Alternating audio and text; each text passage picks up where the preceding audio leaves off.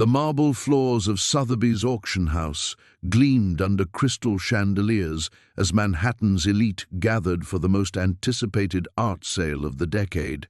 In walked Reynolds and Arlene, their weathered hands clasped together, mud still caked on their boots from their remote Appalachian farm. Whispers turned to snickers as the crowd took in their thrift store clothes and Arlene's nervous fidgeting with her faded purse.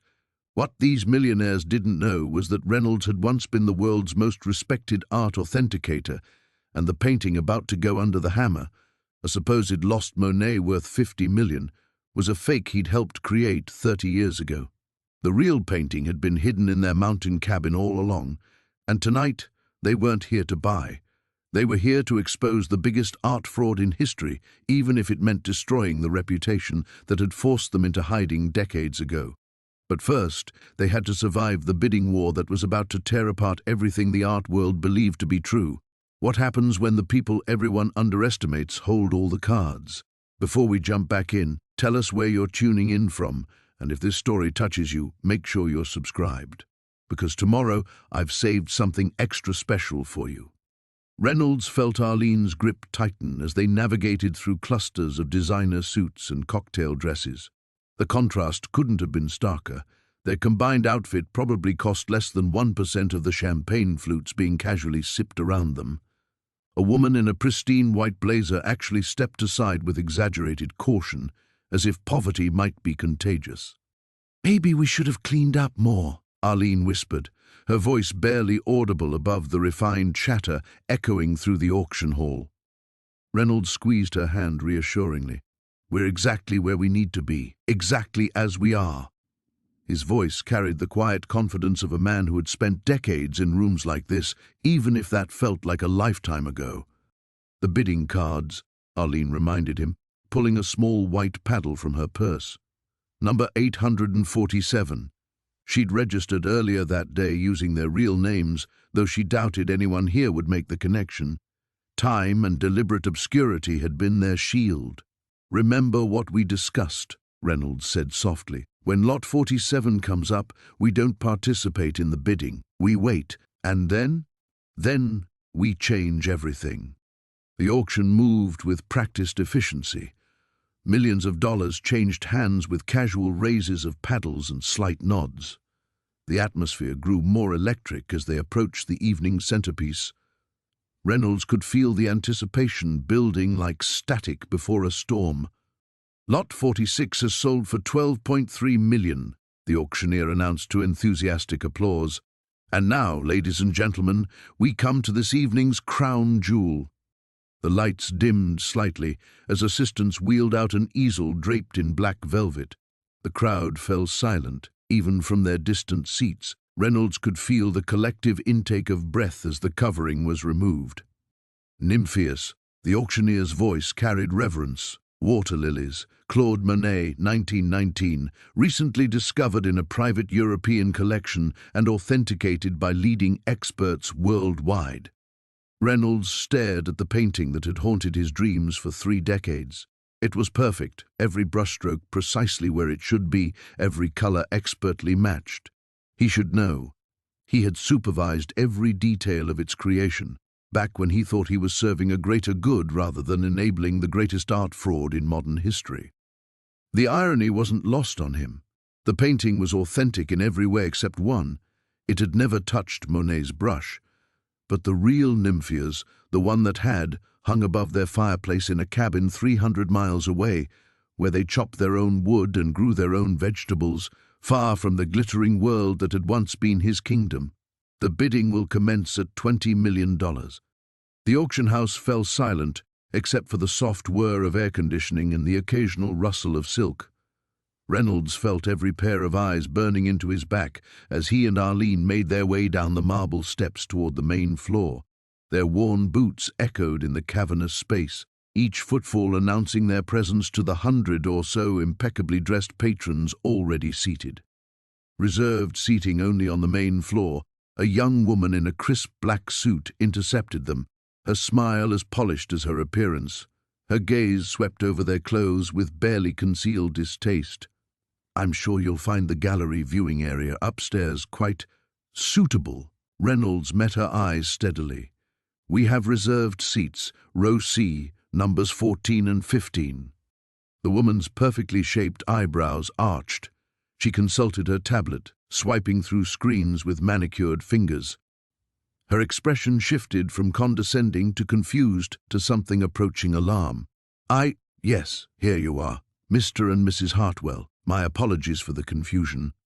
As they settled into their seats, premium spots with an unobstructed view of the podium, whispers rippled through the surrounding rows like wind through wheat. Reynolds caught fragments. Must be some mistake. Probably bought those seats by accident. Security should really. Arlene reached over and squeezed his weathered hand. 43 years of marriage had taught them to communicate without words, and her touch said what they both knew. They belonged here more than anyone else in this room. The auctioneer, a distinguished man with silver hair and the bearing of old money, took his position at the mahogany podium.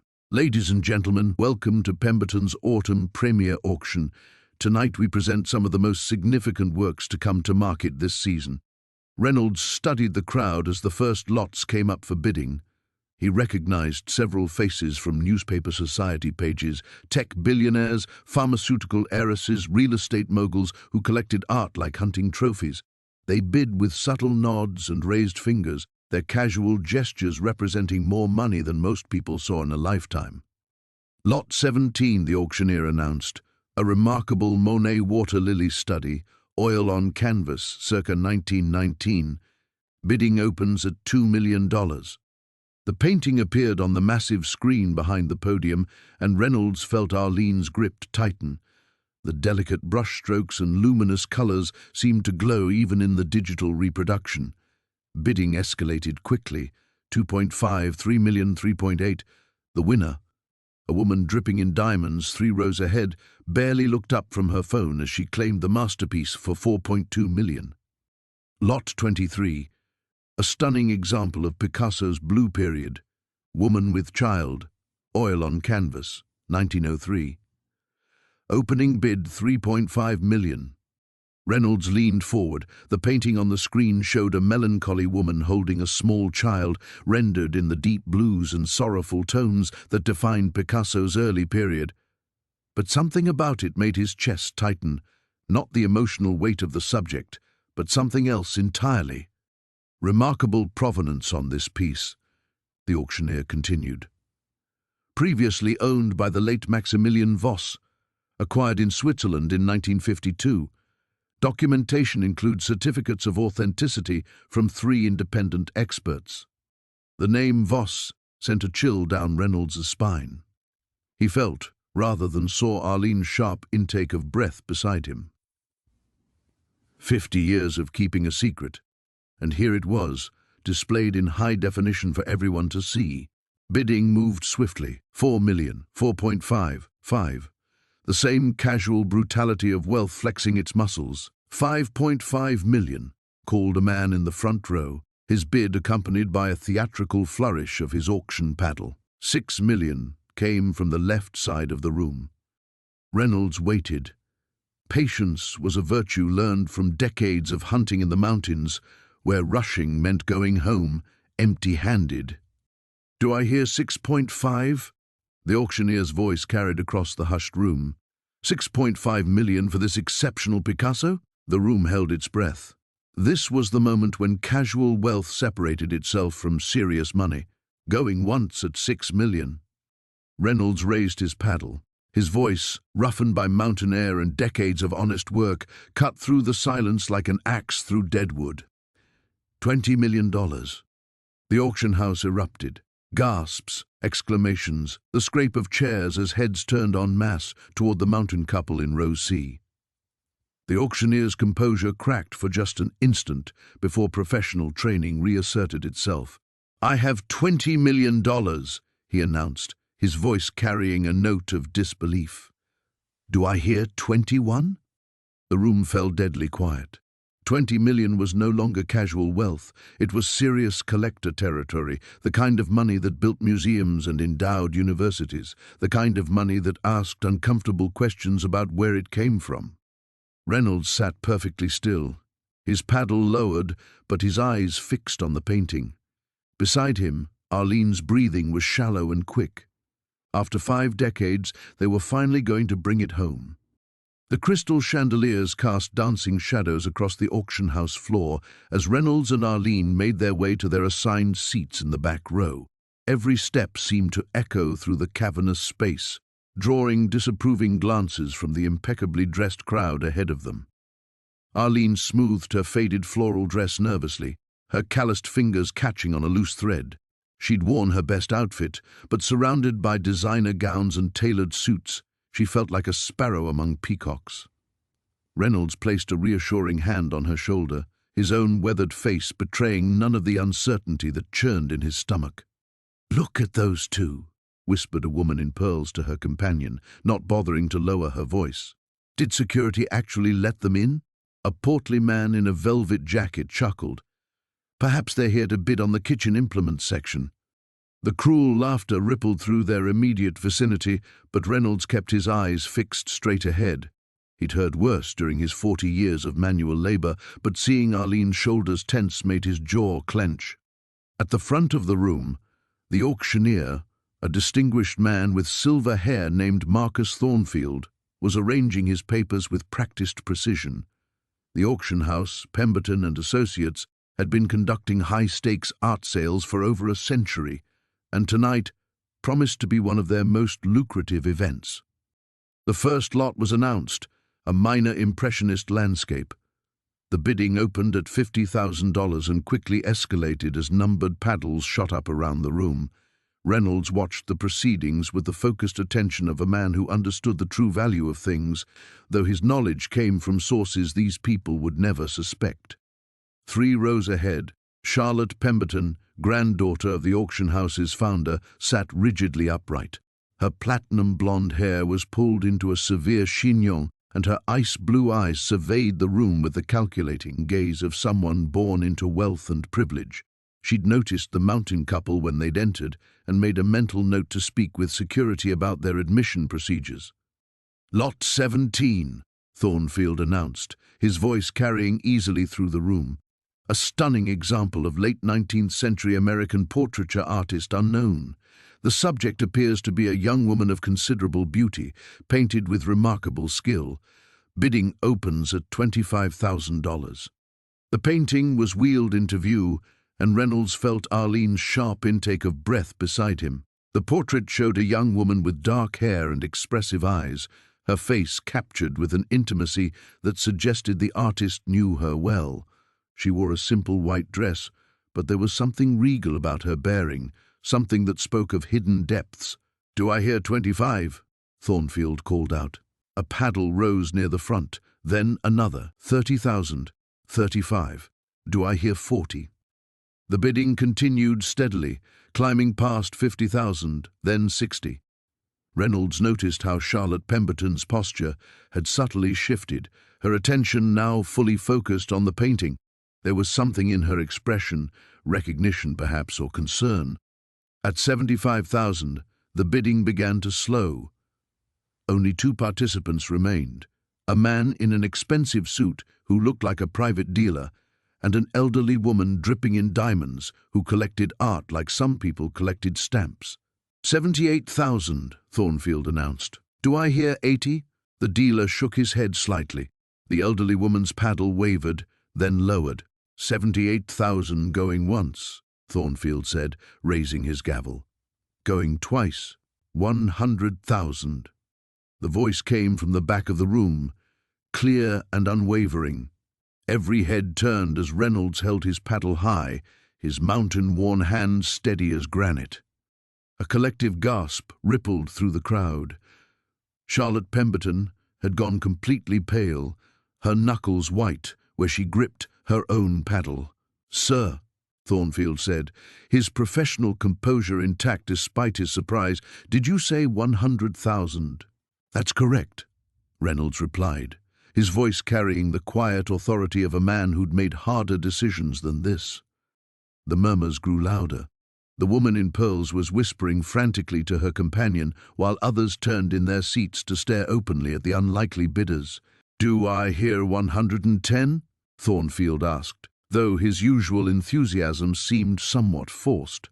The private dealer was studying Reynolds with new interest, as if trying to place him in some mental catalogue of collectors. The elderly woman simply shook her head, clearly out of her depth at this price point for an unknown work. Charlotte Pemberton raised her paddle with a sharp, decisive motion. 120,000, Thornfield announced, relief evident in his voice as normalcy seemed restored. But Reynolds was already lifting his paddle again, and when he spoke, there was something in his tone that made the room fall completely silent. $200,000, he said, and I'm prepared to go higher.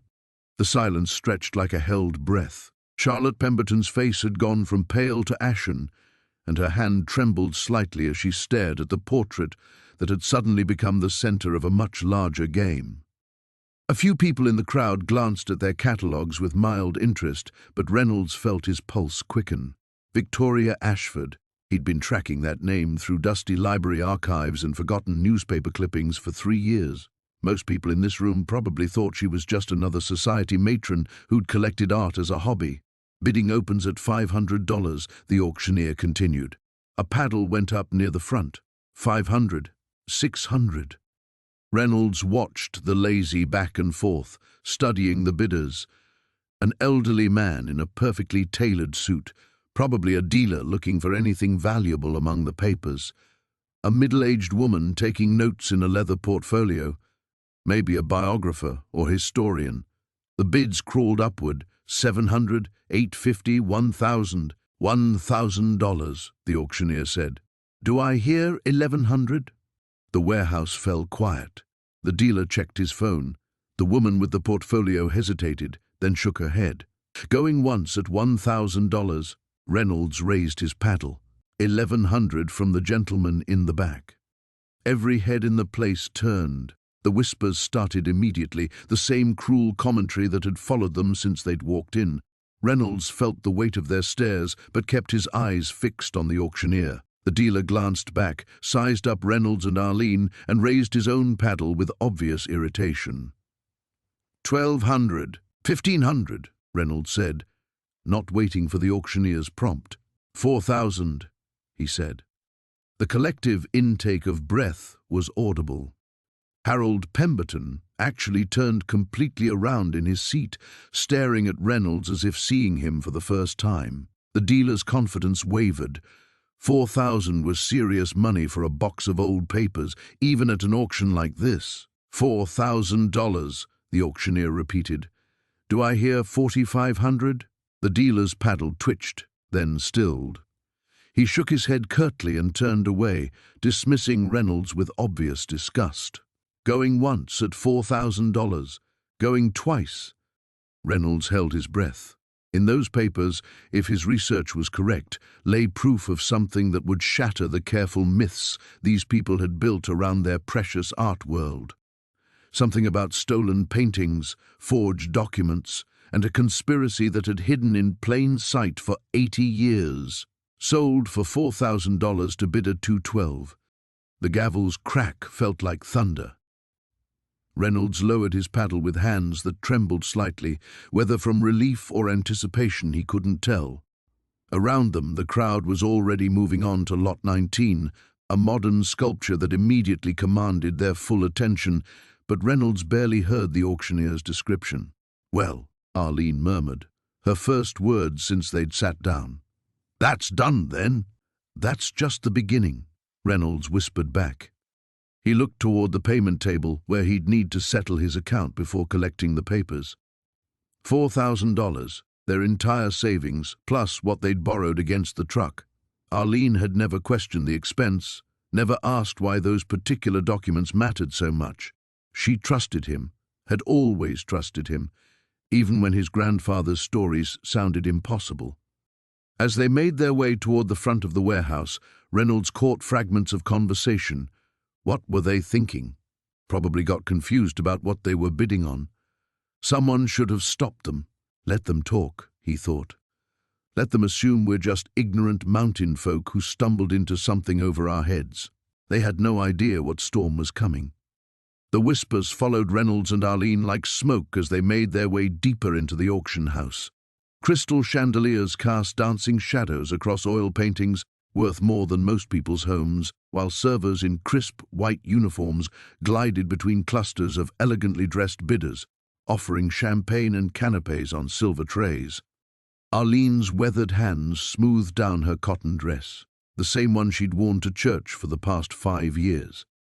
Beside her, Reynolds walked with quiet dignity despite the stares, his calloused fingers adjusting the collar of his only button-down shirt.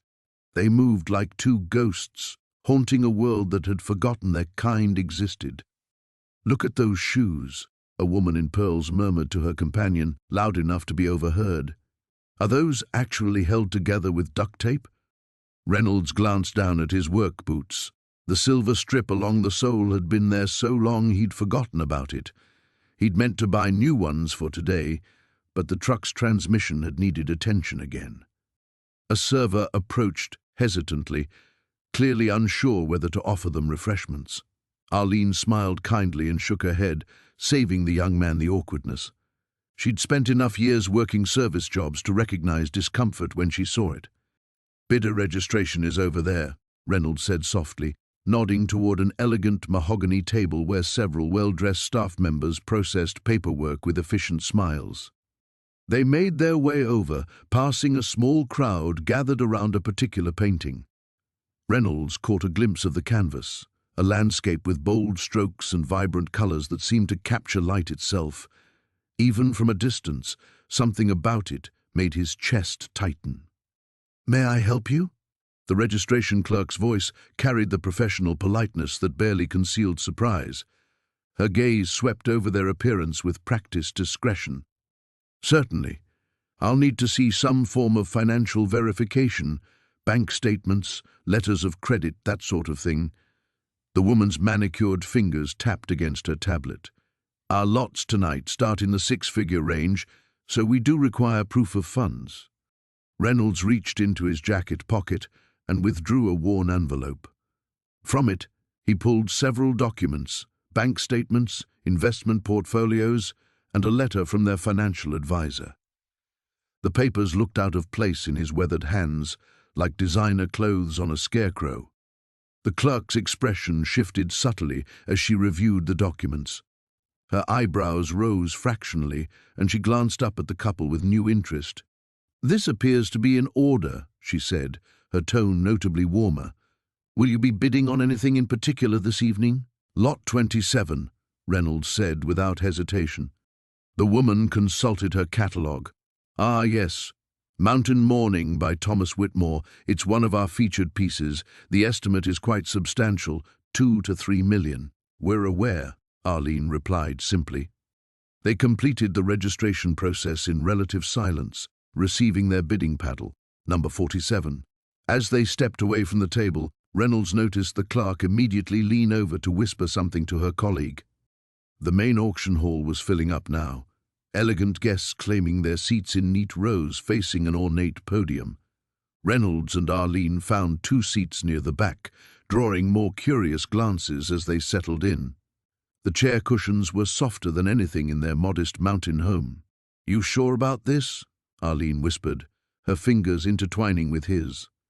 Reynolds nodded, his eyes fixed on the stage where assistants were preparing the first lot for presentation. "Been sure for 43 years.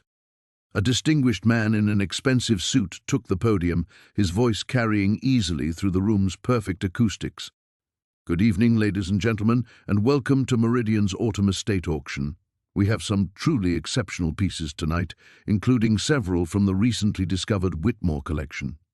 At the mention of that name, Reynolds felt Arlene's hand tighten in his. Around them, the excitement in the room was palpable. The Whitmore collection had been the art world's biggest story in decades, a trove of paintings found in a private estate, works that had been missing for over 40 years. The first several lots came and went in a blur of rapid bidding and falling gavels. Prices climbed into the hundreds of thousands with casual ease, as if money were merely a game played by people with too much of it.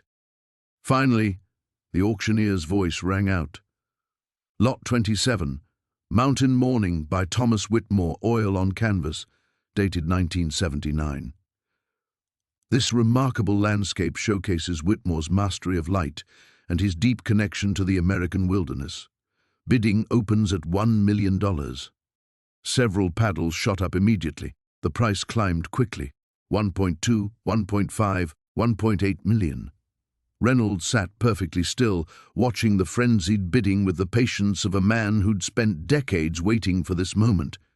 When the bidding reached 2.8 million and began to slow, with only 2 determined bidders remaining, Reynolds finally raised paddle number 47. The room seemed to collectively hold its breath as heads turned toward the unlikely couple from the mountains. "Did he just say 50 million?" whispered someone near the front. Victoria Pemberton's perfectly manicured fingers tightened around her paddle. Her face had gone pale beneath her carefully applied makeup. She turned in her seat, her steel-grey eyes scanning the crowd until they found Reynolds. For just a moment something flickered across her features, not surprise, but recognition. Then it was gone, replaced by a cold mask of disdain. "This is preposterous," she called out, her voice cutting through the silence like a blade. "Someone should verify that these people actually have the means to honor such a bid." Murmurs of agreement rippled through the crowd. Several patrons nodded vigorously, their jewelry catching the light as they craned their necks to get a better look at the mountain couple who had dared to challenge the established order. The auctioneer, Martin Whitmore, cleared his throat. In his 30 years of conducting high-end auctions, he had never encountered such a situation. His eyes darted between Reynolds and Victoria, 2 opposing forces that seemed to be locked in some invisible battle. "Mr. Whitmore began, realizing he didn't even know the man's name. "Caldwell," Reynolds said quietly, but his voice carried across the hushed room. "Reynolds Caldwell." Victoria's intake of breath was sharp and audible. She gripped the arms of her chair, her knuckles white.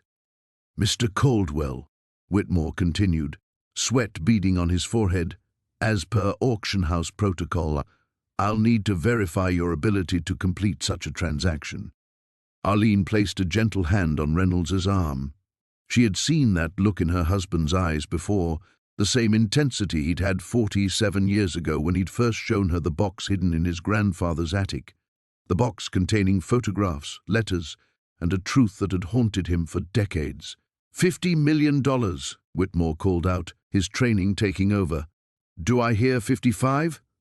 The silence was deafening. Even the wealthiest patrons seemed stunned into submission by the astronomical figure. Victoria sat rigid in her seat, her chest rising and falling with controlled breaths. "Going once," Whitmore announced. Detective Sarah Chen, who had been observing from the side of the room, felt her pulse quicken. She had come here following a tip about potentially forged artwork. But this was turning into something far more intriguing. The tension between the elderly mountain man and Victoria Pemberton was palpable, electric with decades of unspoken history. "Going twice." Victoria suddenly stood, her chair scraping against the floor. Every eye in the room focused on her as she turned to face Reynolds directly. The distance between them might as well have been an ocean, but their gazes locked with the intensity of old adversaries. "This isn't over," she said, her voice low but carrying clearly in the silent room. Reynolds met her stare without flinching. "No," he agreed quietly, "it's just beginning." The gavel came down with a sharp crack that made several people jump. "Sold to Mr. Reynolds Caldwell for $50 million.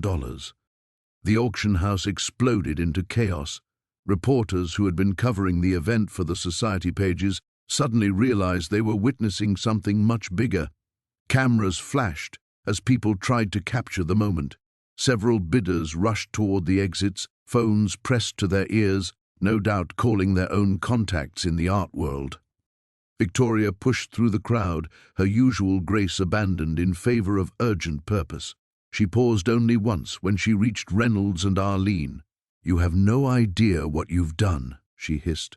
"I know exactly what I've done," Reynolds replied. "The question is whether you remember what you did 47 years ago." Victoria's face went ashen. Without another word, she swept from the room, her entourage scrambling to keep up. Detective Chen approached the couple, her badge discreetly visible. Mr. and Mrs. Caldwell? I'm Detective Chen. I think we need to talk." Reynolds looked at the painting being carefully removed from its easel, then at his wife's worried face, and finally at the detective. "Yes," he said heavily. "I suppose it's time." Outside, storm clouds gathered over the city, as if the sky itself sensed that long-buried secrets were about to surface. The auctioneer's gavel hovered in the air like a sword ready to fall.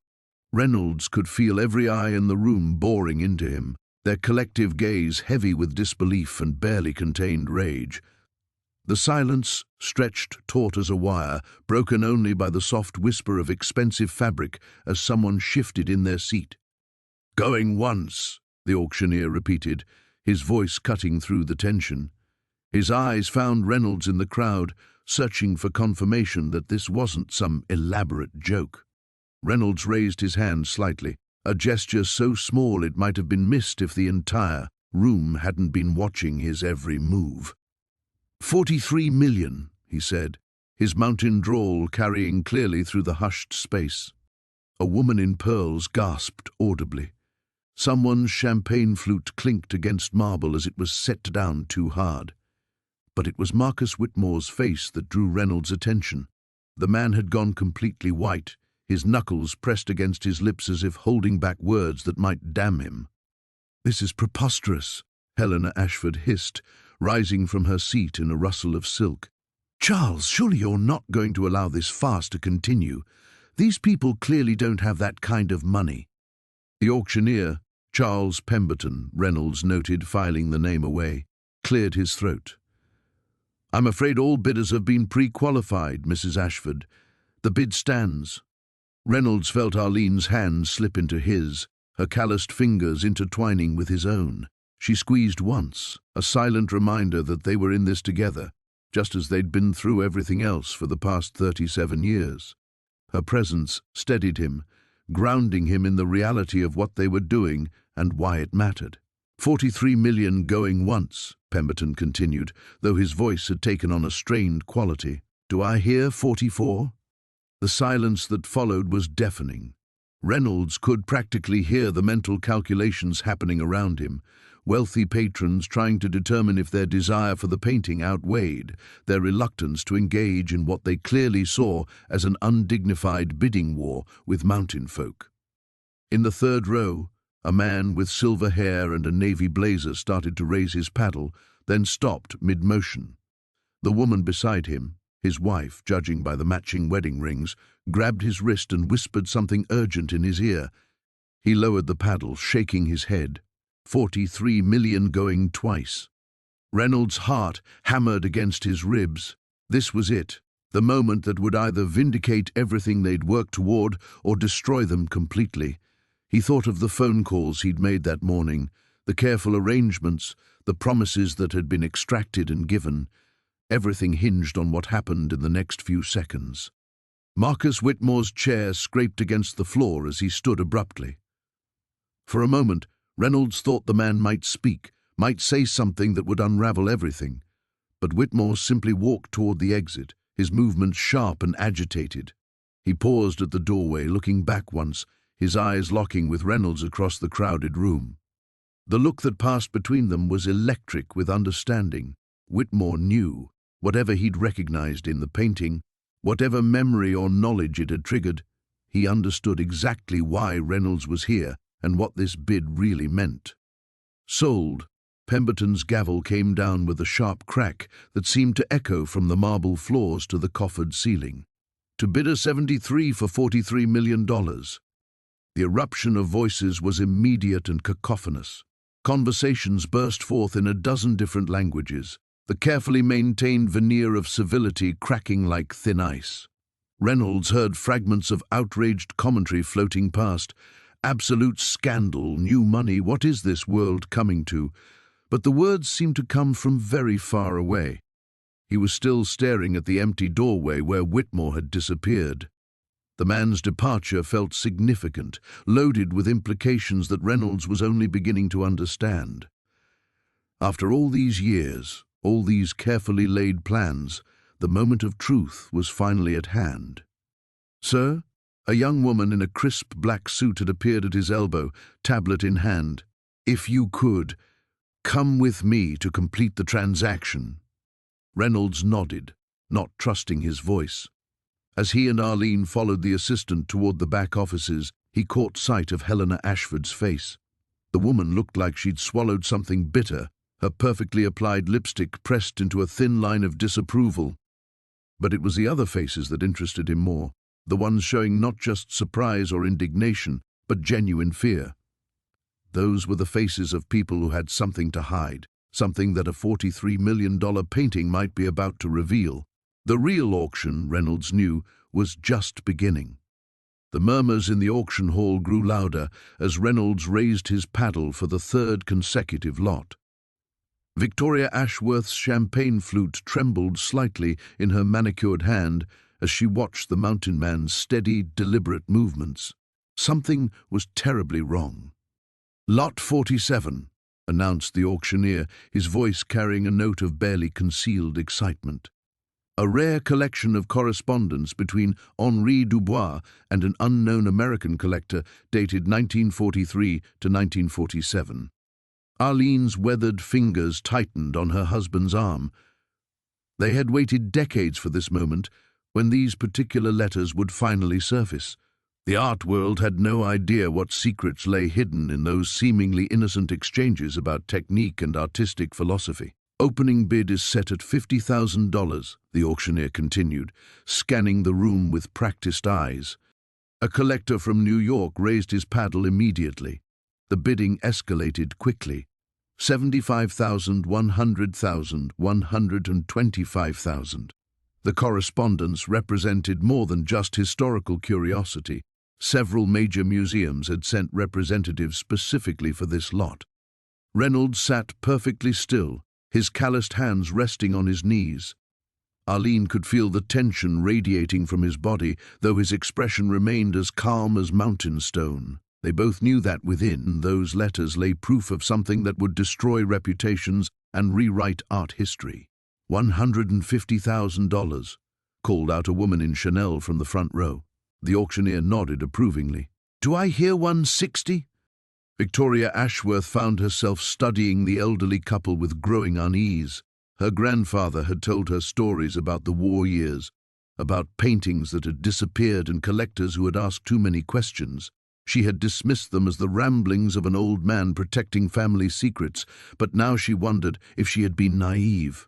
$200,000 came a bid from the telephone bank, where assistants relayed offers from international clients.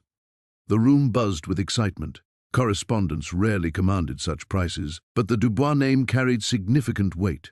His paintings hung in major museums worldwide, and any insight into his working methods during the crucial war period was considered invaluable.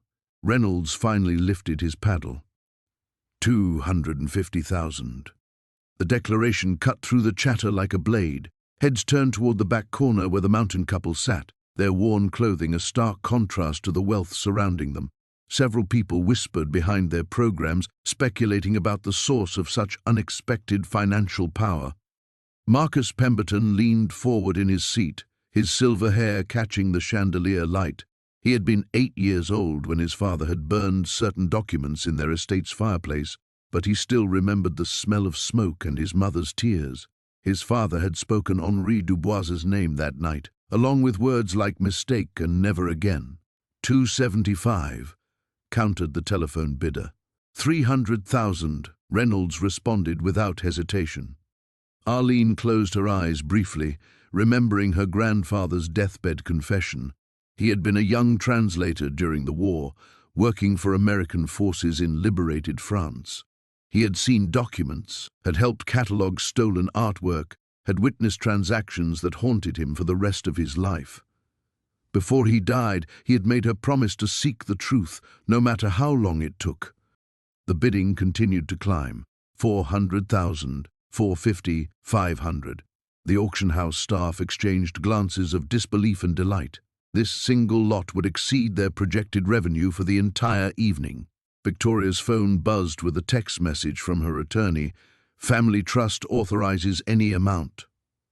Stop this sale. Her hands shook as she raised her paddle. 600,000. The room fell silent. Victoria Ashworth rarely participated actively in auctions, preferring to work through intermediaries. Her direct involvement signaled that something significant was at stake. Reynolds turned to look at her directly, and for a moment their eyes met across the crowded room. In his steady gaze, she saw not the simple mountain man that others perceived, but someone with deep knowledge and unshakable determination. He knew exactly what those letters contained. 700,000, he said, his voice carrying clearly through the hushed hall. The auctioneer's hammer hovered in the air as he scanned for additional bids. Telephone assistants spoke urgently into their headsets. Museum representatives conferred in whispered conversations. The tension in the room was palpable. Victoria felt decades of carefully constructed family mythology crumbling around her. Her grandfather's art collection had been the foundation of their social standing, their identity within elite circles. If those letters contained what she suspected they might, everything would change. Going once at $700,000, the auctioneer announced. She closed her eyes, seeing her grandfather's portrait hanging in their mansion's main hall. How many other families in this room were built on similar secrets? Going twice. The hammer began its descent toward the podium, carrying with it the weight of hidden history about to be revealed. The auction house fell into a stunned silence that seemed to stretch for an eternity. Victoria Ashworth's perfectly composed face had cracked, revealing something raw and desperate beneath her polished veneer. Reynolds kept his steady gaze fixed on her, his weathered hand still raised in the air, that impossible bid hanging between them like a sword. "Did he just say 50 million? Someone whispered from the back rows. Auctioneer Harrison cleared his throat, his professional composure wavering. "The bid stands at $50 million from paddle number. Sir, I don't believe you've registered." Reynolds slowly lowered his hand and reached into the inner pocket of his faded jacket. The rustling of fabric seemed thunderous in the absolute quiet. He withdrew a small, worn leather wallet, and from it produced a single pristine card. "Reynolds MacCready," he said, his mountain drawl carrying clearly through the microphone-sensitive room. "I believe you'll find my credentials in order." Harrison's assistant scurried over to examine the card, her heels clicking sharply against the marble floor. She whispered urgently into Harrison's ear, and the auctioneer's eyebrows rose considerably. He nodded slowly. "Ladies and gentlemen, we have a verified bid of $50 million. Do I hear 55? All eyes turned to Victoria Ashworth. Her hands gripped the arms of her chair so tightly her knuckles had gone white. She stared at Reynolds as if seeing a ghost, her breathing shallow and rapid. "Victoria," prompted her assistant nervously, "should we count her?" The socialite didn't respond. She couldn't tear her gaze away from the mountain man who had somehow materialized from her past like a specter of judgment. The room began to buzz with confused murmurs. "Going once at 50 million, Harrison announced, though his voice carried a note of uncertainty. In the third row, Charlotte Pemberton leaned forward, her journalistic instinct screaming that she was witnessing something far more significant than a simple auction upset. She studied Reynolds MacCready's profile, noting the way his jaw was set, the purposeful calm in his posture. This wasn't about money, this was about something much deeper. Going twice. Victoria finally found her voice, though it came out as barely a whisper. "Who are you?" she asked, the question directed solely at Reynolds, despite the hundreds of people watching. Reynolds turned slightly in his seat to face her directly. "I think you know exactly who I am, Miss Ashworth. The question is whether you're brave enough to acknowledge it." Arlene placed a gentle hand on her husband's arm, a gesture that somehow managed to be both supportive and restraining. Her sharp eyes swept the room, cataloguing the faces of the wealthy elite who had mocked them just an hour earlier. Now those same faces showed only confusion and fear. "Final call," Harrison announced, though he seemed reluctant to bring down his gavel. "Wait." Victoria stood abruptly, her chair scraping against the floor. "I need to speak with that man, privately." I'm afraid the auction must proceed according to— Stop the auction, she commanded, her voice carrying the authority of someone accustomed to getting her way. I'm invoking my right as consignor to withdraw the piece. A collective gasp rippled through the crowd. Harrison looked genuinely bewildered. Mrs. Ashworth, you can't simply withdraw a piece during active bidding. There are legal ramifications. Then sell it to him, she said, her voice growing stronger with each word. Accept his bid. $50 million for a painting that was never mine to sell in the first place. The admission hung in the air like a confession. Reynolds nodded slowly, as if her words confirmed something he'd long suspected. Never yours to sell, Harrison repeated, clearly out of his depth. Victoria's carefully constructed world was crumbling around her, and she seemed to realize there was no way to stop the avalanche. She looked directly at Reynolds, her eyes bright with unshed tears. That painting was stolen, she said, her voice carrying to every corner of the silent room. Stolen from a small mountain town 43 years ago, along with 12 other pieces by the same artist. I've spent my entire adult life building a collection on a foundation of lies and theft. The room erupted. Reporters began frantically scribbling notes and reaching for phones. Whispered conversations broke out like brushfires throughout the audience. Security guards stepped forward uncertainly, unsure how to handle a situation that had spiraled far beyond their training. Through it all, Reynolds Macready sat quietly, his mission accomplished without him saying more than a few dozen words. He had come here not to buy a painting, but to force the truth into the light. The mountain couple who had been dismissed as foolish outsiders had just exposed one of the art world's most carefully guarded secrets. Harrison stood frozen at his podium, gavel raised but forgotten, as the exclusive auction house descended into controlled chaos. The night that was supposed to celebrate artistic achievement had become something else entirely, a reckoning 43 years in the making. The silence stretched across the auction house like a taut wire ready to snap. Reynolds felt every eye boring into him, a mixture of shock, curiosity, and barely concealed disdain radiating from the sea of designer suits and glittering jewelry. Arlene's hand found his, her calloused fingers intertwining with his own weathered ones. 15 million, he repeated, his voice carrying clearly through the ornate hall. Going once for the Monet water lilies. Vivian Ashworth's champagne flute trembled in her manicured grip. She knew that voice, though decades had passed since she'd last heard it. The same steady cadence that had once whispered promises in moonlit gardens, that had pleaded with her father behind closed doors, that had finally broken when she'd chosen her trust fund over his love. Marcus Sterling's gavel remained frozen mid-air. The auctioneer's practiced composure had cracked completely, his face pale as parchment. He'd recognized something too, not the voice, but the implications of what was happening. The Monet hadn't appeared at auction in 43 years. Most collectors assumed it had been destroyed or lost forever. Sir, Sterling's voice wavered slightly. I need to verify your bidding credentials before— Reynolds reached into his worn jacket and withdrew a leather portfolio, its edges soft with age. From it, he extracted a single document and held it high enough for the front rows to see. The paper bore an official seal and elegant script, though most couldn't make out the details from their seats. Certificate of Provenance, Reynolds announced, issued by the Ashworth estate in 1979.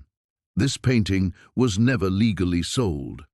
A collective gasp rippled through the crowd. Vivian Ashworth rose from her seat, her face cycling through emotions like a storm system, recognition, fear, rage, and something that might have been shame. That's impossible, she called out, her voice sharp enough to cut glass. My father sold that piece decades ago. There are records. Your father gave it to me, Reynolds interrupted, his gaze finding hers across the room. As payment for services rendered. Services your family preferred to keep unofficial. The crowd began to murmur, sensing scandal like sharks scenting blood in the water. Phones appeared, recording everything despite the auction house's strict policies. This was the kind of drama that would dominate art world gossip for years. Arlene squeezed Reynolds' hand tighter. They'd rehearsed this moment countless times, but the reality felt more intense than either had imagined. She could feel the weight of history pressing down on them, decades of buried truth finally clawing its way to the surface. Raymond. Vivian's voice had lost its imperious tone, becoming almost pleading. She'd moved closer, pushing past other bidders with surprising determination. Please, we need to discuss this privately. So she did remember him. Reynolds felt a bitter satisfaction at hearing his name on her lips after all these years. But this wasn't about their failed romance. It was about justice delayed far too long. The time for private discussions ended when you had me arrested, he replied evenly. When you let me spend 3 years in prison for a theft I didn't commit, while you and your family kept the profits from my father's work. The revelation hit the crowd like a physical blow. Margaret Westbrook, society reporter for the Chronicle, was typing furiously on her phone. This story would be front-page news within the hour. Sterling finally found his voice. Security, please escort these individuals. You'll escort no one. The new voice belonged to Detective Sarah Chen, who appeared at the back of the hall with 2 uniformed officers. This is now an active investigation into art fraud and theft. No one leaves until we've taken statements. Reynolds had expected this moment too. He and Arlene had contacted the authorities weeks ago, providing evidence that had taken the detective months to verify. The timing wasn't coincidental. Chen had been waiting for this public confrontation to unfold. The Monet was never stolen, Reynolds continued, his voice carrying over the chaos as people began standing, shouting questions, demanding explanations. It was collateral in a deal between Harrison Ashworth and my father, Daniel Reynolds. My father was authenticating pieces for the Ashworth collection, including several works that had questionable ownership histories. Vivian's face had gone ashen. You can't prove any of this. Actually, we can. Arlene spoke for the first time since entering the auction house, her mountain accent clear and unashamed. Your father kept meticulous records, hidden them, but kept them. Amazing what people leave behind in old mining equipment they sell off. She gestured toward the back of the room where 2 more men had appeared, wheeling in a cart loaded with boxes. 43 years of evidence, discovered in a cave where Harrison Ashworth had hidden his insurance policy against the very family that had ultimately betrayed Reynolds. The auction house erupted into complete pandemonium as the full scope of the revelation began to sink in. The silence in the auction house stretched taut as a wire. Reynolds felt every eye in the room boring into him, waiting for his response to Sebastian Thornfield's challenge. The old man's weathered hands remained steady on his bidding paddle, though his heart hammered against his ribs. Well? Thornfield's voice carried across the hushed space. Cat got your tongue, old man? Reynolds slowly rose from his seat, ignoring the sharp intake of breath from Arlene beside him. His boots scraped against the polished floor as he stepped into the aisle, and the sound seemed to echo like gunshots in the cathedral quiet room. Funny thing about secrets, Mr. Thornfield, Reynolds said, his voice carrying clearly despite its quiet tone. They have a way of coming to light when you least expect them. Thornfield's confident smirk faltered for just a moment before reasserting itself. I have no idea what you're talking about. Don't you? Reynolds reached into his jacket pocket and withdrew a yellowed envelope. This here's a letter, dated September 15th, 1943, written by a young artist named Henri Dubois to his sister in Lyon. The color began to drain from Thornfield's face. See, Henri was hiding in a barn outside Provence, Reynolds continued, his voice gaining strength. Scared, hungry, wondering if he'd live to see another day. But he kept painting. Even when the world was falling apart around him, he kept creating beauty. Auctioneer Morrison leaned forward, his gavel forgotten in his hand. The crowd seemed to hold its collective breath. The letter mentions 3 paintings, Reynolds said, unfolding the fragile paper with careful hands. 3 works that Henri entrusted to a young American soldier who promised to keep them safe until the war ended. His eyes found Thornfield's across the room. That soldier's name was Lieutenant William Thornfield. Gasps rippled through the audience. Sebastian Thornfield's grandfather had been a decorated war hero, his military service the foundation of the family's respected reputation. "You're lying," Thornfield snarled, but his voice cracked on the words. "Am I?" Reynolds held up the letter. Henri describes each painting in detail, the brushstrokes, the colors, even that distinctive signature in the bottom right corner. He paused, letting his words sink in. The same signature that's on Solitude in Blue. Arlene stood up beside her husband, her own voice clear and strong. Henri Dubois died in that barn 3 weeks after writing that letter, shot by German soldiers who found his hiding place. "How could you possibly know?" Thornfield began, then stopped himself. "Because Henri Dubois was my grandfather," Arlene said simply. The revelation hit the room like a physical blow. Several people stood up, craning their necks to get a better look at the couple who had just turned the evening upside down. Morrison finally found his voice. I'm sorry, what is your name?" "Arlene Dubois McKenna," she replied, "and I have the documentation to prove it." Reynolds pulled out a leather portfolio from beneath his seat. Birth certificates, family records, and most importantly, Henri's journal. He kept detailed records of every painting he ever created, including the 3 he gave to Lieutenant Thornfield for safekeeping. "This is preposterous!" Thornfield exploded, jumping to his feet. "Even if your wild story were true, which it isn't, there's no law against—" "Against what?" Reynolds interrupted. "Against your grandfather telling Henri's family that the paintings were destroyed in the bombing? Against building a fortune on stolen art while the rightful heirs lived in poverty?" The room erupted in whispers and murmurs. Cell phones appeared as society reporters began frantically typing. The scandal was already spreading beyond the auction house walls. Morrison raised his gavel uncertainly.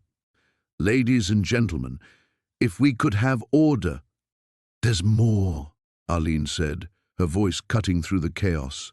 She pulled out a small photograph, aged and creased. This was taken in Henri's barn hideout 3 days before he died. You can see all 3 paintings hanging on the wall behind him. She held up the photograph, and even from a distance, the crowd could make out the familiar composition of Solitude in Blue among the works visible in the image. Thornfield was backing toward the exit now, his face ashen. "I won't listen to any more of this nonsense. My family's reputation—" "Your family's reputation," Reynolds said, "was built on the grave of a murdered artist." The auction house security guards had materialized near the doors, though whether to keep people in or out was unclear. Morrison looked desperately toward the Thornfield Industries representatives, but they were huddled in urgent conversation, their faces grim. "The question now," Arlene said, her voice carrying clearly through the stunned silence, "is what Mr. Morrison and this auction house plan to do with stolen property." All eyes turned to the auctioneer, whose hand trembled as he held his gavel suspended in mid-air. The silence in the auction house stretched taut as a wire about to snap. Reynolds stood with his hands still raised, the number paddle trembling slightly in his weathered grip. Around them, the assembled crowd seemed frozen in a tableau of disbelief, their champagne flutes suspended halfway to their lips, their carefully composed expressions cracking like old paint. Arlene reached over and gently placed her hand on Reynolds' arm. She could feel the tremor running through him, the weight of 37 years of secrets pressing down on his shoulders. His blue eyes, usually so steady and sure, darted around the room as if seeing it for the first time, really seeing the faces of people who had built their fortunes on lies. 47 million, the auctioneer repeated, his voice barely above a whisper. He seemed to have forgotten his professional composure entirely, staring at Reynolds as if trying to solve a puzzle with missing pieces. Margaret Whitmore's face had drained of color, her perfectly applied makeup now standing out like war paint against her pale skin. She gripped the arm of her chair so tightly her knuckles showed white through her diamond rings. Beside her, Charles Pemberton had gone rigid, his eyes fixed on Reynolds with an expression that mixed recognition with growing horror. "I know that face," Pemberton muttered. loud enough for those nearby to hear. "I know those eyes." Victoria Sterling, still standing from her previous bid, swayed slightly as if the ground beneath her had shifted. Her carefully constructed world, built on the foundation of her family's art collection and the prestige it brought, was beginning to crumble. The mountain man in his faded flannel shirt wasn't just bidding on a painting, he was claiming something that belonged to him. Reynolds cleared his throat, the sound echoing in the hushed space. "You want to know how a simple mountain folk like us can bid 47 million? His voice carried across the room with surprising strength. "Well, I reckon it's time you all knew the truth about this here painting." The reporters along the wall leaned forward, their cameras clicking rapidly. This was no longer just an auction story. This was something much bigger. "That landscape you're all so eager to own," Reynolds continued, his accent thickening as emotion crept into his words. "It's a view from our back porch, painted by a man who came to stay with us one summer, back in 1987, said his name was David Mitchell, though we learned later that wasn't his real name." A collective gasp rippled through the crowd. The name David Mitchell was legend in the art world, a mysterious painter whose few authenticated works sold for astronomical sums. He had appeared suddenly in the late 1980s, produced a handful of breathtaking landscapes, then vanished without a trace. Art historians had spent decades trying to uncover his true identity. Arlene squeezed Reynolds' arm, giving him strength to continue. "He was sick," Reynolds said, his voice softer now. "Real sick. Cancer, he told us, though he didn't want anyone to know. He'd come to our mountain to die, but we wouldn't let him. Arlene nursed him back to health, or as close as we could get him." Margaret Whitmore's champagne glass slipped from her nerveless fingers, shattering on the marble floor. The sound seemed to break whatever spell had held the room in silence, and a low murmur began to build among the spectators. "He painted that picture sitting on our porch swing," Reynolds continued, pointing at the canvas that glowed under the auction house lights. "Painted it for us as a thank you, said it was ours to keep forever. But one day we came home from town and he was gone, so was the painting." Charles Pemberton rose slowly from his seat, his face ashen. "No," he whispered, but the word carried clearly in the acoustically perfect room. "No, that's not. We bought it legitimately. The provenance is clear." "Is it?" Reynolds asked, his weathered face hard as granite. "Because I've got letters. Letters he wrote to us, describing that very painting. I've got photographs of him working on it. And I've got something else." He reached into his jacket pocket and pulled out a small, worn envelope. From it, he extracted what appeared to be a piece of canvas, no bigger than a playing card. Even from a distance, those in the front rows could see the distinctive brushwork, the same technique and color palette as the painting on the easel. "He cut this piece from the corner before he finished," Reynolds said. "Gave it to Arlene as a keepsake. Said if anyone ever tried to steal his gift to us, this would prove it was ours." The room erupted. Voices rose in a cacophony of disbelief, anger, and growing scandal. Art dealers frantically made phone calls, reporters shouted questions, and the wealthy patrons who had come for a genteel evening of acquisition found themselves witnesses to the unraveling of decades of carefully constructed lies. But Reynolds wasn't finished. His eyes found Victoria Sterling across the room, and when he spoke again, his words cut through the chaos like a blade. "The question ain't whether we can afford to bid 47 million, he said. "The question is whether any of you can afford what comes next." The auction house erupted into chaos as Reynolds's words hung in the air like smoke from a discharged gun. The elegant crowd, moments before united in their derision, now fractured into pockets of frantic whispers and shocked stares.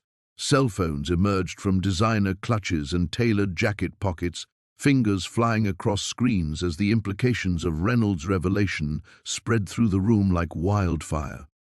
Victoria Ashworth's face had drained of all color, her perfectly applied makeup now a stark mask against her pallor.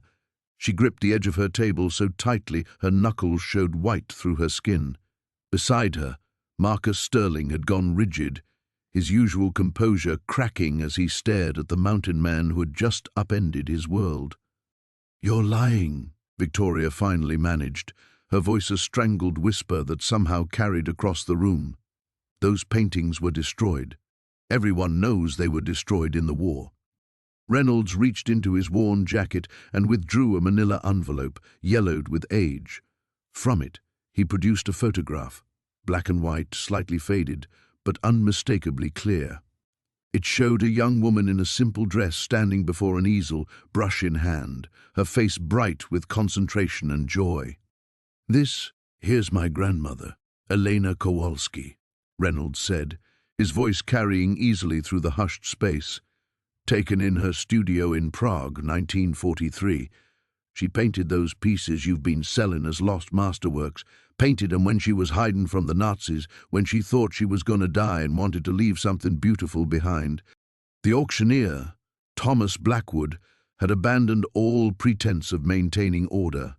His gavel lay forgotten on the podium as he leaned forward, his practiced composure completely shattered.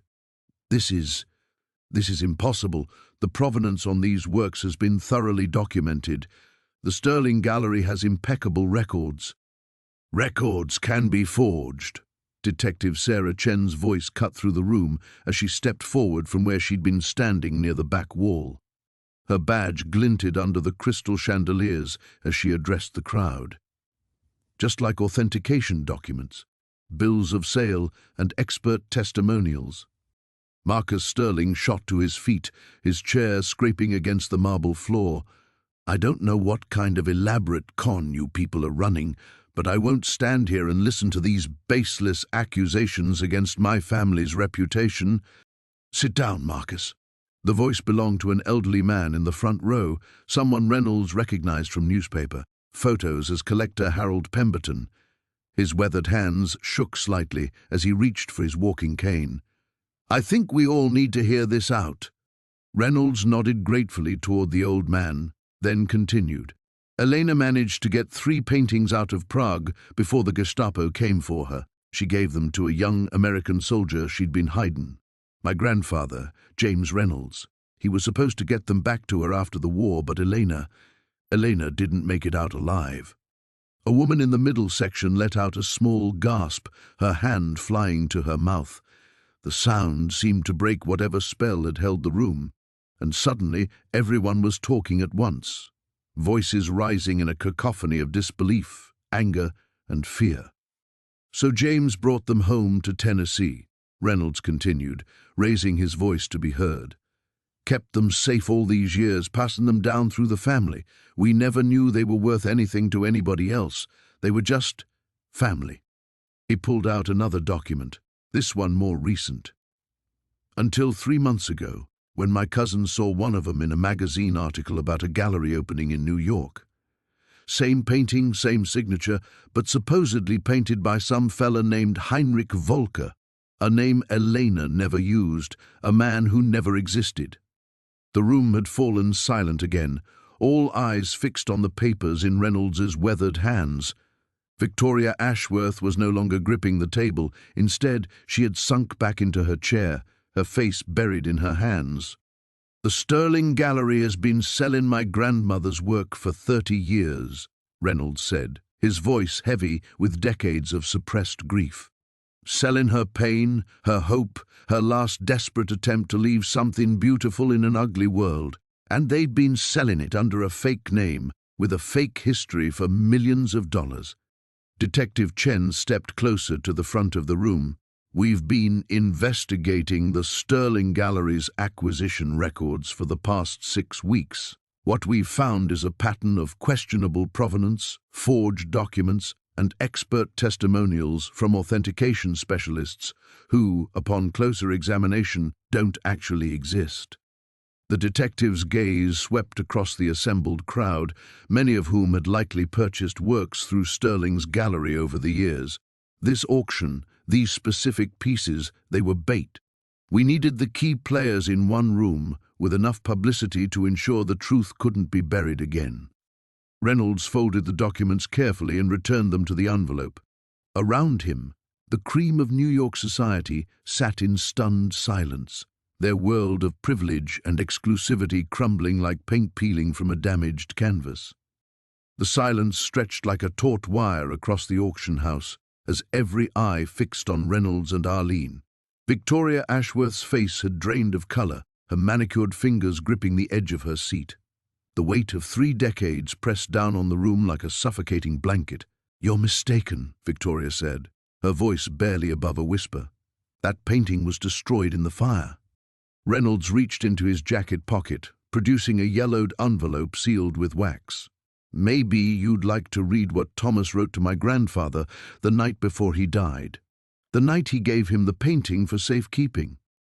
The envelope trembled slightly in his weathered hands. Around them, murmurs rippled through the crowd like disturbed water. Cell phones appeared, recording the unfolding drama. The art world's elite leaned forward, sensing a scandal that would dominate headlines for months. Arlene stood beside her husband, her quiet strength evident in the way she held herself. "Thomas knew someone was trying to steal his work," she said, her voice carrying clearly through the hushed space. "He trusted Benjamin Crenshaw because Ben had saved his life in Korea. He asked Ben to hide the painting until it was safe." Victoria's composure cracked further. "This is ridiculous. Thomas Meridian was a nobody, a failed artist who died in obscurity." "Then why?" Reynolds asked, his voice growing stronger. "Did you spend 30 years telling everyone you owned his masterpiece? Why did you build your reputation on a painting that belonged to someone else?" The auctioneer, a distinguished man named Pemberton, stepped forward. His usual polished demeanor had given way to barely concealed fascination. "Mr. Crenshaw, are you suggesting that Mrs. Ashworth has been displaying a forgery?" "I'm not suggesting anything," Reynolds replied. "I'm telling you that the real Mountain Dawn has been hanging in our cabin for 30 years. Thomas painted 2 versions, the original, which he gave to my grandfather, and a copy he made later. Victoria somehow got hold of the copy and has been passing it off as the original ever since." A man in an expensive suit near the front row stood up.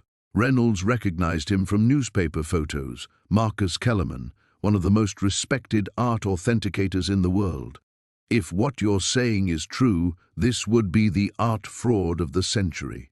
The painting Mrs. Ashworth owns has been examined by dozens of experts. Experts who were told what to expect," Arlene said quietly. "When you believe something is authentic, you find ways to confirm that belief. But we have proof."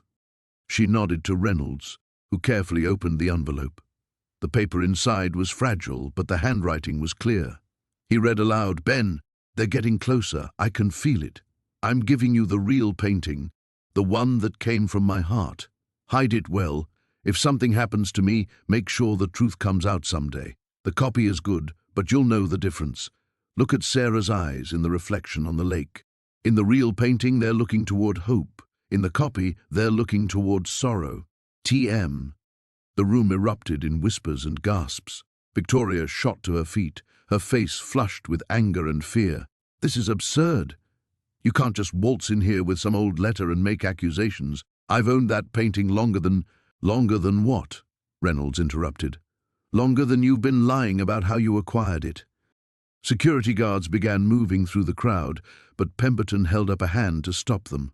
The implications of this confrontation were too significant to suppress.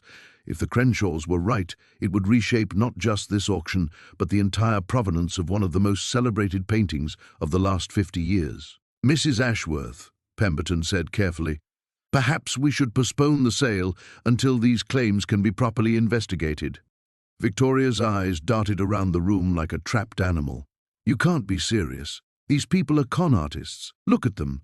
They're trying to extort money from—" "We don't want money," Arlene said, cutting her off. The simplicity and honesty in her voice carried more weight than any legal document. "We want the truth. Thomas Meridian was our friend. He deserves to have his story told properly." Reynolds stepped closer to the podium, his presence commanding despite his humble appearance. "Thomas didn't die in a studio fire. He died protecting his art from people who wanted to steal it and profit from his talent. My grandfather knew that. He kept the painting safe and told us the story. We've been waiting for the right moment to speak up." "And why now?" someone called out from the crowd. Reynolds looked directly at Victoria. his eyes holding 3 decades of patient justice. Because watching her sell a painting that isn't really hers while telling lies about a good man who can't defend himself, that's not something we can live with anymore. The auction house fell silent again, the weight of truth settling over the room like dust after an explosion. The silence in the auction house stretched like a taut wire ready to snap. Reynolds stood motionless, his weathered hands still raised, while whispers erupted throughout the room like scattered sparks. $800 million. The number seemed to hang in the perfumed air, impossible and yet undeniably real.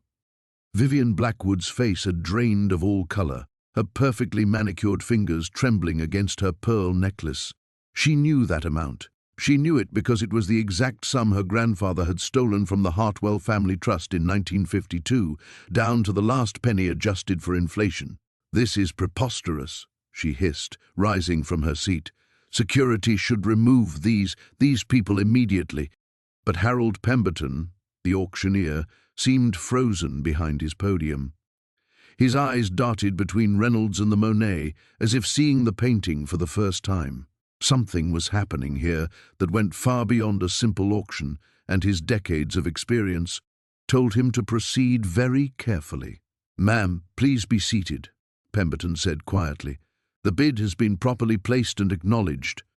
Reynolds lowered his arms slowly, his gaze never leaving Vivian's face. "Funny thing about stolen property, Mrs. Blackwood. No matter how many times it changes hands, it never really belongs to anyone but its rightful owner." The whispers grew louder, more urgent. Cell phones appeared as reporters and art world insiders began frantically texting and calling their contacts. Whatever was unfolding here would be front-page news by morning. Vivian's composure cracked completely. "You have no idea what you're talking about, you ignorant hillbilly. That painting has been in my family for generations." "Has it now?" Reynolds reached into his jacket pocket and withdrew a thick manila envelope. "Because I've got documentation here that says otherwise. Bills of sale, insurance records, even photographs of the painting hanging in my great-grandfather's study in 1951. Arlene stood beside her husband, her earlier nervousness replaced by steely determination. She had lived with this secret her entire marriage, watching Reynolds carry the weight of his family's loss. Tonight, finally, they would reclaim what was theirs. "The Hartwell collection," she said, her voice carrying clearly through the suddenly hushed room. 17 paintings, including this Monet, stolen by Charles Blackwood after he murdered Thomas Hartwell and made it look like suicide. The gasps that followed were audible even over the hum of the air conditioning. Several people in the front rows turned to stare openly at Vivian, who looked as if she might faint. "Lies," Vivian whispered, then louder. "All lies. Charles Blackwood was a respected businessman. He would never—" He would, and he did. Reynolds stepped forward, his boots echoing on the polished floor. "Killed my great-grandfather when Thomas threatened to expose the embezzlement scheme, made it look like suicide, then claimed the paintings were payment for debts.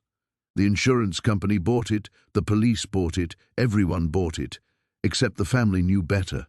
Harold Pemberton cleared his throat nervously. "Perhaps we should postpone this auction until—" Reynolds' voice cut through the suggestion like a blade. "This ends tonight. That bid stands and I've got the funds to back it up. Every penny comes from the sale of land that's been in my family for 200 years, land we held on to even when we lost everything else." Detective Sarah Chen, who had been observing from the back of the room, moved closer to the front. She had suspected something like this might happen when she received the anonymous tip about tonight's auction, but the scope of the revelation was staggering. A murder, covered up for 70 years.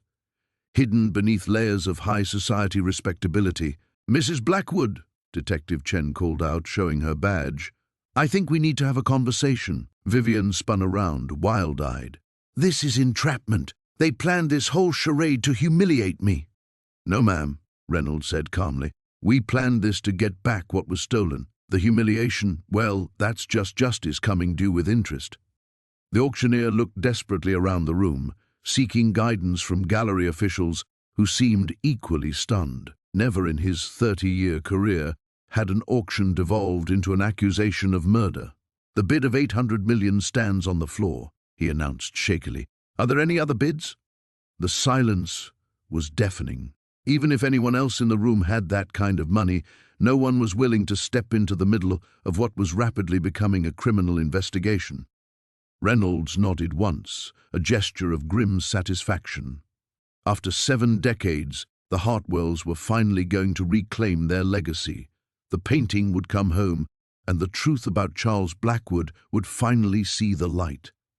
But as Detective Chen approached Vivian with questions that would unravel 70 years of carefully constructed lies, Reynolds realized their real battle was just beginning.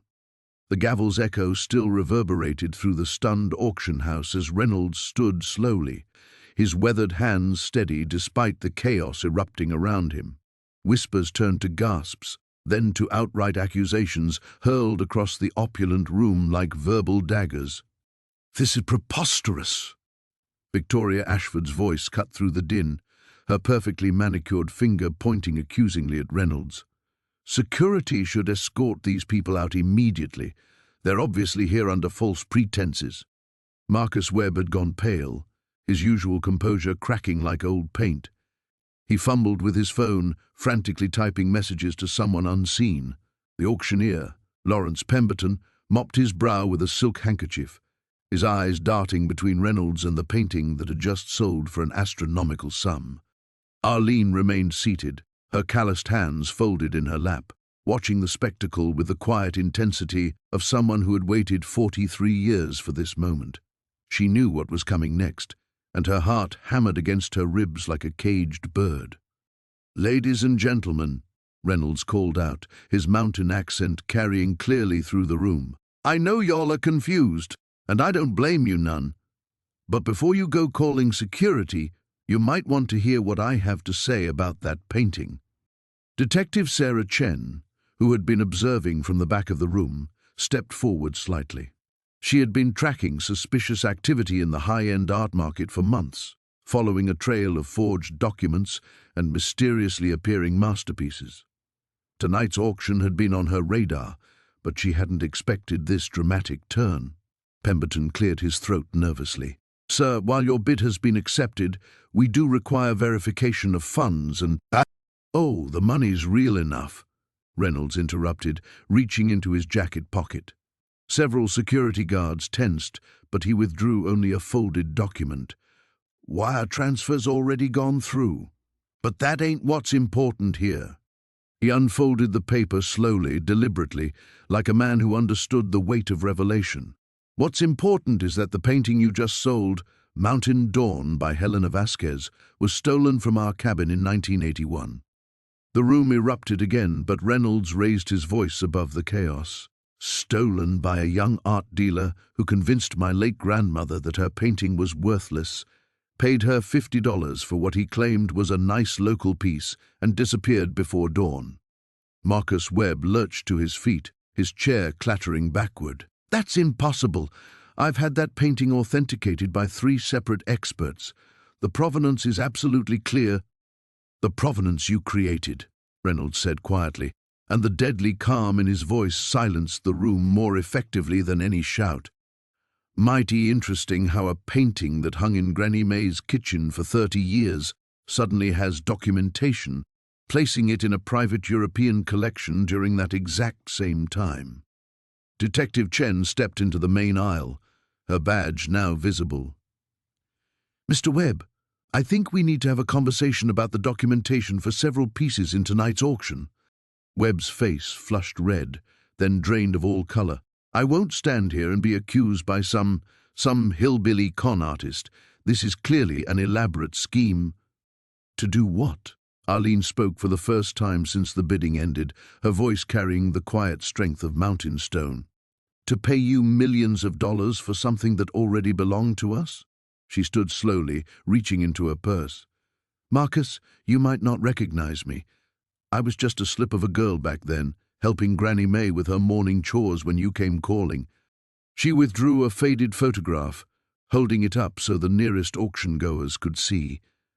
It showed a young woman in a simple kitchen, and clearly visible on the wall behind her was the unmistakable composition of Mountain Dawn. Granny May kept this picture on her dresser till the day she died, Arlene continued. She never knew what that painting was really worth, but she knew it was beautiful. Helena Vasquez was her daughter, my great-aunt, who died young and poor, never knowing her work would someday hang in galleries. Victoria Ashford sank back into her seat, the implications finally dawning on her. If the painting's provenance was fraudulent, if Marcus Webb had built his reputation on stolen art, then half the collections in the room could be compromised. Webb made a sudden movement toward the exit, but Detective Chen was faster. "Sir, I'm going to need you to stay right here while we sort this out." Pemberton looked helplessly at the crowd, many of whom were now examining their programs with suspicious eyes, wondering what other discoveries might emerge. "Perhaps we should postpone the remainder of tonight's auction, pending—" "No need," Reynolds said, settling back into his seat. "We came here to buy back what was ours, and we done that. Though I reckon there's a few more folks in this room who might want to check their family trees before the night's through." The silence in the auction house stretched like a taut wire, ready to snap.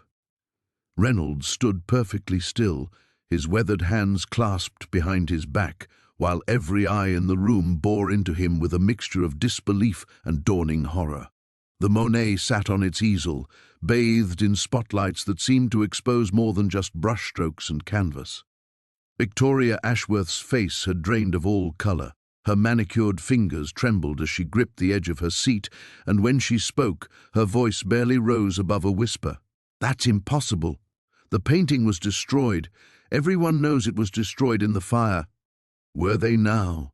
Reynolds asked, his mountain drawl cutting through the refined atmosphere like a blade through silk. "Funny thing about fires, Miss Ashworth. Sometimes people save what matters most to them." Arlene moved closer to her husband, her simple dress a stark contrast to the designer gowns surrounding them. In her hands, she held a leather portfolio that looked older than some of the attendees. "Tell them about your grandfather, Reynolds." The crowd murmured restlessly, but no one dared interrupt. Even the auctioneer seemed frozen, his gavel hanging uselessly in his hand. Reynolds nodded slowly. "My grandfather, Jakob Steinberg, wasn't always a mountain man. Before the war, he was something else entirely. He had a different name then, lived in a different world. His voice carried the weight of decades. He was an art dealer in Vienna, had a gallery, a family, a life full of beautiful things." Victoria's assistant was frantically whispering into her phone, but Victoria herself seemed unable to move, transfixed by Reynolds' words. "When the Nazis came," Reynolds continued, "they took everything, his gallery, his home, his family. But Jakob was clever, see? He knew what was coming before most folks did, so he saved what he could." Reynolds gestured toward the Monet. "Including that painting right there, which belonged to his dear friend Henri Rosenberg." A collective gasp echoed through the room. Several people pulled out their phones, fingers flying over screens as they searched for information that would confirm or deny what they were hearing. "Henri Rosenberg was my grandfather's business partner," Reynolds said, his voice growing stronger. "When the Gestapo came for Henri's family, my grandfather promised he'd keep their most precious possessions safe until they could be returned to their rightful owners." Arlene opened the leather portfolio with reverence, revealing documents yellowed with age, letters, bills of sale, photographs, she said softly. "All the proof you need that this painting was stolen, not purchased, that it belongs to the Rosenberg family." The woman in pearls who had earlier laughed at their appearance was now staring at them with something approaching awe. "But how did your grandfather escape?" Reynolds finished. "He didn't, not at first. Spent 3 years in a camp watching his friends die, holding on to the hope that someday he'd make good on his promise. When the Americans liberated the camp, he was more dead than alive. But he remembered where he'd hidden the paintings." Victoria finally found her voice, though it cracked with emotion. "The Ashworth Gallery has owned that Monet for 40 years. My father purchased it legally from a reputable dealer." "Your father," Arlene said gently, purchased stolen goods from someone who had no right to sell them. The documentation was forged. We have the originals right here. Reynolds looked directly at Victoria, his eyes holding no malice, only sadness. My grandfather spent 30 years trying to track down the stolen pieces through proper channels. Lawyers, authorities, art recovery organizations. But the Ashworth name carried weight. Money talks louder than truth sometimes. The crowd was buzzing now, a mixture of excitement and scandal electrifying the air. Several prominent collectors were edging toward the exits, no doubt worried about their own collections. So he gave up, Reynolds continued. Came to the mountains, married my grandmother, tried to forget. But he never stopped loving art, never stopped telling stories about the beautiful things he'd seen, and he never stopped feeling guilty about Henri Rosenberg. Arlene held up a faded photograph, a young man standing next to the very Monet that now hung before them, but in a different frame, in what was clearly a private home. Henri Rosenberg was 28 when they took him. He had a wife, Sarah, and a baby daughter named Ruth. Reynolds smiled for the first time since entering the auction house. Ruth Rosenberg is 83 now, lives in Montreal with her children and grandchildren. She's been waiting her whole life to see her father's painting again. Victoria stood slowly, her composure finally cracking completely. Tears streamed down her face as the full weight of the revelation hit her. Around the room, whispered conversations buzzed with words like restitution and scandal and lawsuit. The auctioneer cleared his throat nervously. I believe we need to suspend this auction pending an investigation. Reynolds nodded. That would be the right thing to do. The auction house fell into a silence so profound that even the subtle hum of the air conditioning seemed to roar. Reynolds stood beside his chair, his weathered hands still raised, while 300 pairs of eyes bore into him with expressions ranging from shock to outright disbelief. "Did he just say 50 million?" whispered a woman in pearls, her voice carrying despite her attempt at discretion. Auctioneer Harrison Blackwood, a man who had conducted sales worth billions over his career, found himself momentarily speechless. His gavel remained suspended above the podium as he processed what he had just heard. The current high bid had been 12 million from Viktor Kozlov, the Russian oligarch seated in the front row. This mountain man in his faded flannel shirt had just shattered that by nearly 4 times. Excuse me, sir," Blackwood finally managed, his usual composure cracking. "Did you say $50 million? Reynolds nodded calmly. "That's correct. 50 million for the Degas." The murmur that rippled through the crowd was like a gathering storm. Kozlov twisted in his seat, his cold eyes studying Reynolds with newfound interest and suspicion. Behind him, gallery owner Margaret Ashworth gripped her catalogue so tightly her knuckles had gone white. Arlene remained seated beside Reynolds, her expression serene despite the chaos erupting around them. She had known this moment would come for 40 years, ever since the day her grandfather had shown her what was hidden behind the false wall in their cabin's root cellar. "Sir," Blackwood continued, his professional training kicking in despite the unprecedented situation, "I must inform you that payment will be required within 24 hours of the auction's conclusion. Do you understand the magnitude of your bid?" "I understand perfectly," Reynolds replied.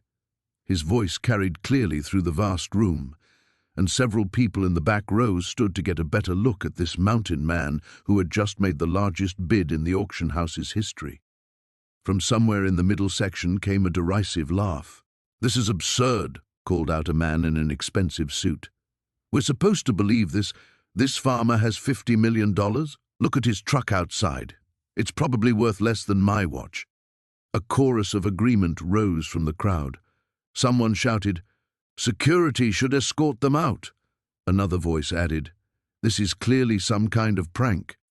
But Harrison Blackwood had been in this business long enough to recognize something in Reynolds' eyes that gave him pause. There was no uncertainty there, no hint of bluffing. This was a man who knew exactly what he was doing. Mr. Blackwood realized he didn't even know the bidder's name. Reynolds McAllister. The name hit Margaret Ashworth like a physical blow. She gasped audibly, her face draining of color. From 3 rows behind her, another gallery owner named Charles Rothman leaned forward, his expression suddenly grave. "Mac Allister," Rothman repeated quietly to his companion. "Dear God, it can't be." But Blackwood was continuing with the auction protocol. "Mr. McAllister, given the extraordinary nature of your bid, I'm going to need some form of verification that you can honor this commitment." Reynolds reached into his jacket pocket and withdrew a single folded document. He held it up, but didn't unfold it. "This should suffice." "Sir, I'll need to examine—" "The painting," Reynolds interrupted, his voice taking on a harder edge, "is not what you think it is." The room fell silent again. Even the whispered conversations died away. "What did you say?" Blackwood asked. Reynolds looked directly at Margaret Ashworth. "The lady in the front row knows what I'm talking about. Don't you, Margaret?" Ashworth's face had gone from pale to ashen. She stood slowly, her movements mechanical.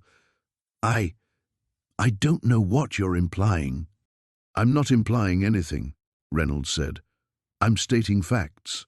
That Degas was stolen from the Isabella Stewart Gardner Museum in Boston in 1990, along with 12 other pieces. The FBI has been looking for it for 33 years. Blackwood slammed his gavel repeatedly. "Order, order in the room." But Reynolds wasn't finished. "The authentication papers are forgeries. The provenance documentation is fabricated. And the woman who consigned it for sale," he pointed directly at Margaret Ashworth, "has been laundering stolen art for decades." Margaret Ashworth turned and ran. She pushed through the crowd, desperate to reach the exit, but 2 FBI agents who had been positioned near the doors stepped forward to block her path. Special Agent Sarah Chen flashed her badge as her partner moved to intercept Ashworth. "Margaret Ashworth, you're under arrest for trafficking in stolen artwork and conspiracy to commit fraud."